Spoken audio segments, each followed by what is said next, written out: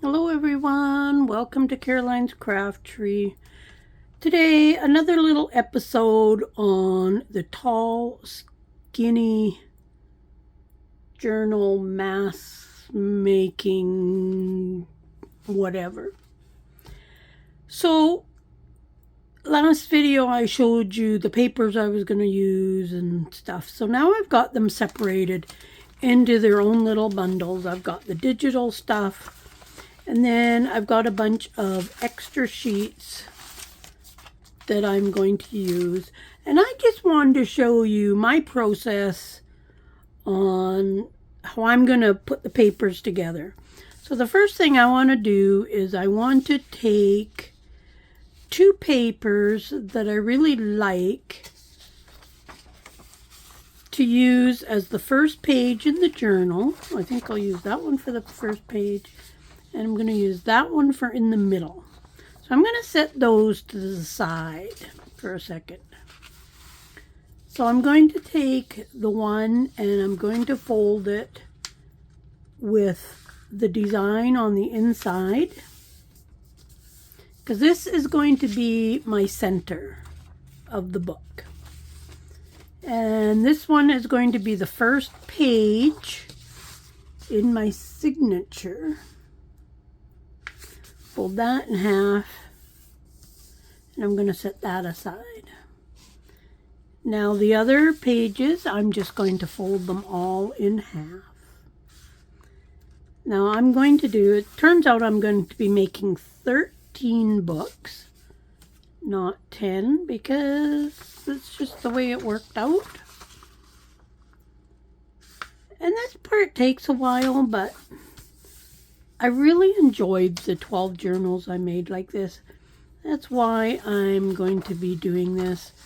I'm hoping maybe I might have them done by the time I'm ready to go to a couple craft sales with my sister this year. It's gonna depend on the weather. I don't like driving in the snow.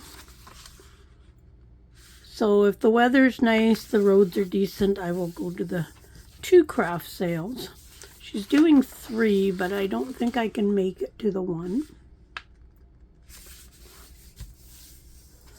So it will be fun. I haven't done any actual craft sales for a very long time.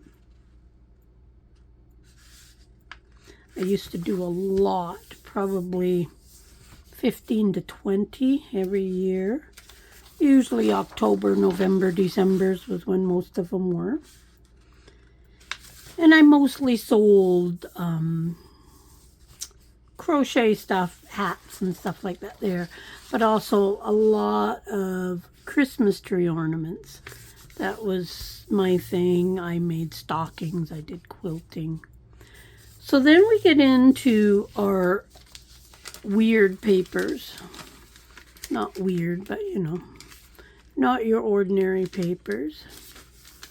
And I'm going to fold these in half, and I'm going to put these in different groups. So we've got some odd groups, and then it's just my way, so that way when I'm putting the pages together into a signature, just going to set some of these. It's ledger paper. It's going to go up here because it's kind of a weird size. These here, because of the size, I'm going to take and just rip this part off. There we go. And then I can fold that in half.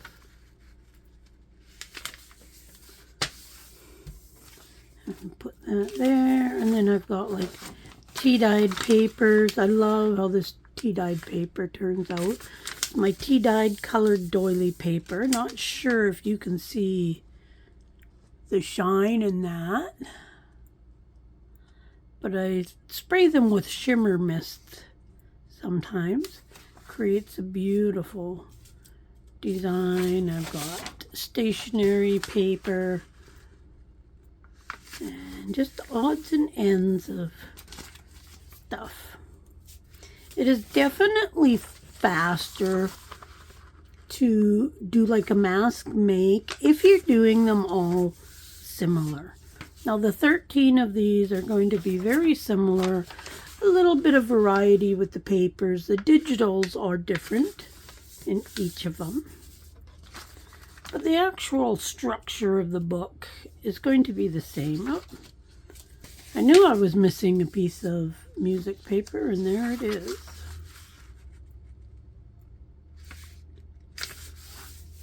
And yeah, I like making them like this. This page turned out really almost black on the side.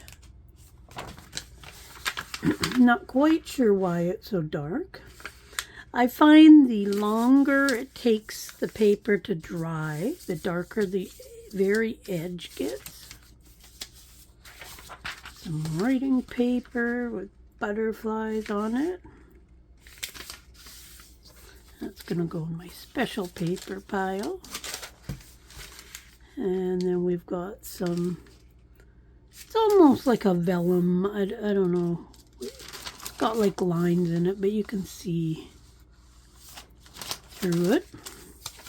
It's nice having the different textures of the paper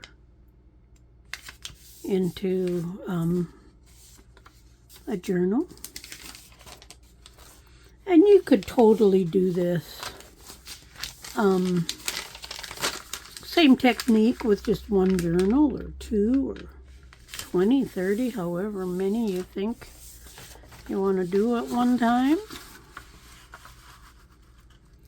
This is just a big paper bag that I cut up into 8.5 by 11 inch sheets. So now I've got this little pile is like writing papers,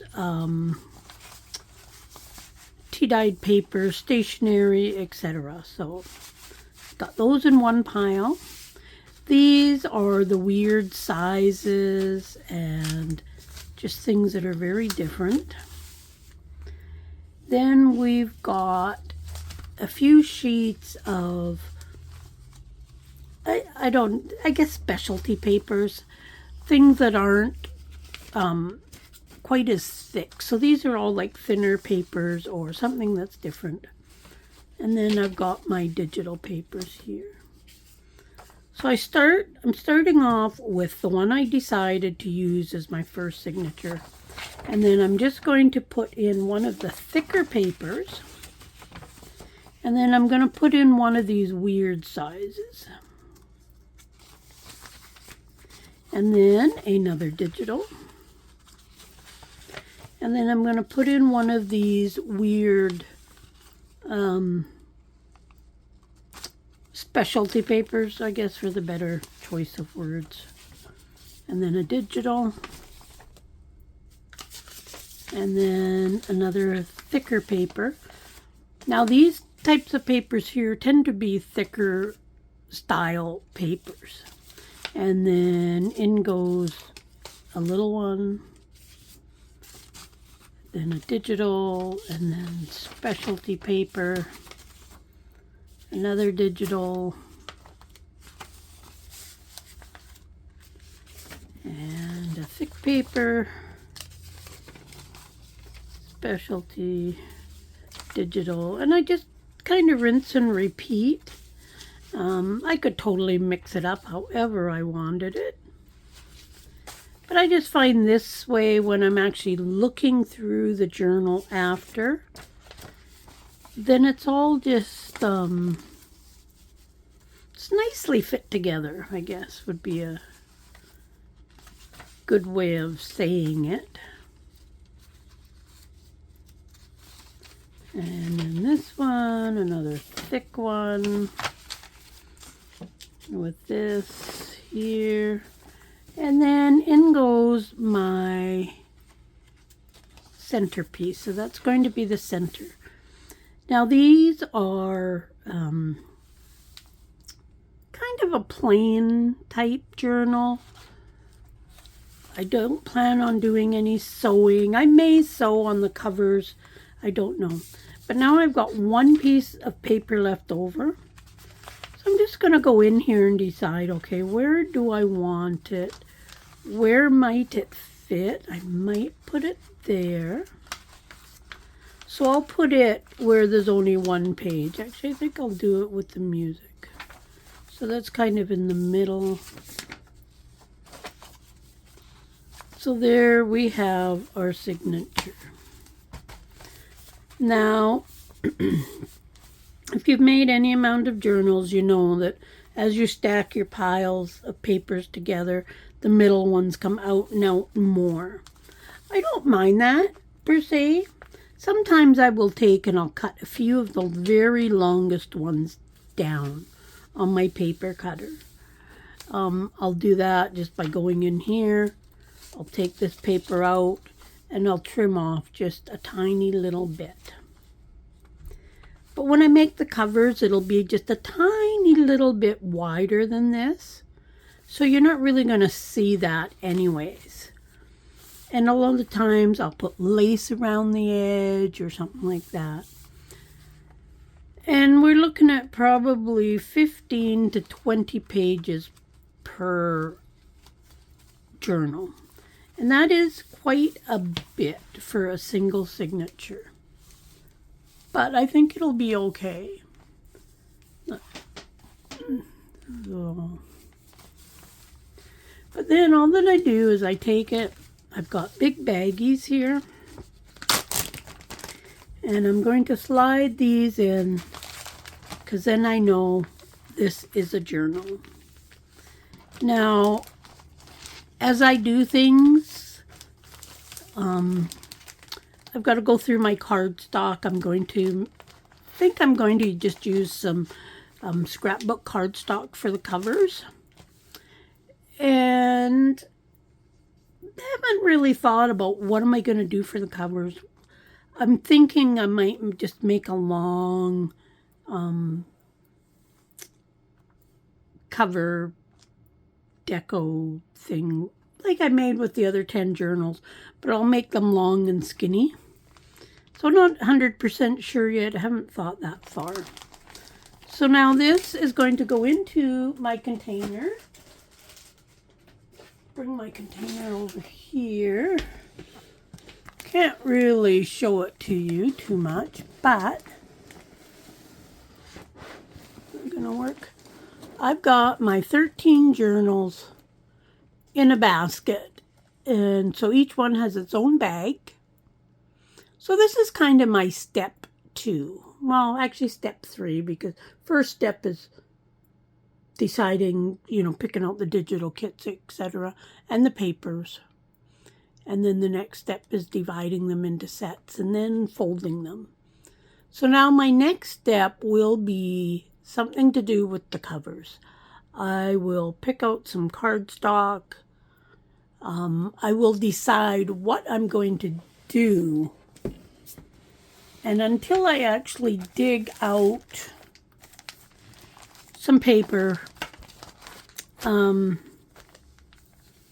decide, am I going to just make like a top thing that I can just glue on when the journal is done? I'm leaning more towards that at this point because I loved how it turned out on the other ones. This is my first time making tall and skinny journals, so it's a whole new thing for me. I know a lot of people have been doing them. Excuse me.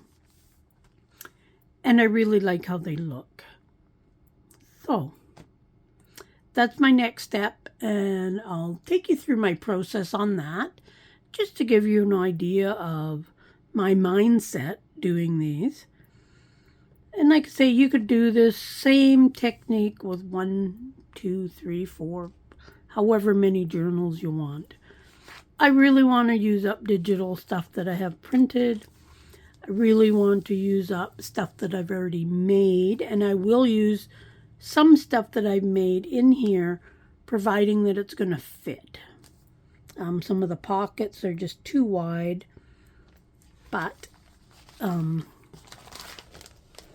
make new stuff for some of this as well, but I'll mask make them.